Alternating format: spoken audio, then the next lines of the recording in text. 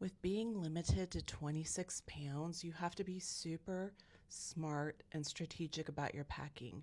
And the first thing you have to do is to look at the weight of your luggage itself. So that's step one. Samsonite Uplift is about 3.7 pounds. And also go for a very lightweight carry-on bag. The next thing you're doing is you're wearing your bulkiest items on the plane. So think outerwear, mid-layer, top, bottom, and if you can even throw in another layer, all the better. You're wearing your bulkiest shoe as well. As far as your travel capsule, I would only do 10 items, not 12. So depending on the season, I would pack 3 tops, 2 bottoms, and 1 dress, or 3 tops, 1 bottom, and 2 dresses. Because for 10 days, you're going to need about 10 to 12 outfits. So with 10 items, as long as you keep the items mix and match, you should have plenty to choose from. So with a travel capsule, I usually suggest 2 pieces of outerwear, but if you can get away with 1 and that's what you're wearing on the plane, that would work best for you because outerwear is bulky. If you need to bring a raincoat, consider just buying an umbrella there or packing a very, very lightweight raincoat. Here's where fabric comes into play.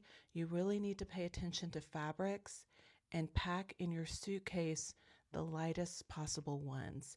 So think about items that might be merino wool, like a merino wool t-shirt, and pay attention and choose very lightweight fabrics. Anything that's bulky, wear on the plane. Here's where you're going to be relying on your travel laundry. Try and only bring the essentials and plan to do travel laundry along the way. And lean into your lightweight accessories like a scarf and small jewelry. And here's the big one, toiletries. You're going to decant everything into the smallest containers possible. I have a video coming up on this, but think about containers that aren't even used for travel. What I use a lot is the contact lens containers, and I decant things like makeup, sunscreen, lotions right in there. Here's how you're going to check yourself. Once again, we're going to borrow from ultralight wilderness backpackers, and you're going to create a spreadsheet, and you're going to weigh everything that goes in the suitcase and the suitcase themselves. And that's how you will check yourself, and that's how you will know what exactly makes it in. And when I say weigh everything, weigh everything. Weigh everything individually and put it in the spreadsheet. That way you can see what is taking up the most weight in your suitcase and see if you can swap it out for something else that's more lightweight. And as far as shoes, you're only bringing 2 pairs.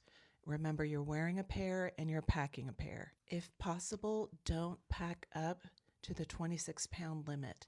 Pack 23 pounds, 24 pounds if possible. That way, if you want to do some shopping, you're able to bring that back with you without checking a bag. So don't stress out too much. Have a fabulous trip and let me know what happens.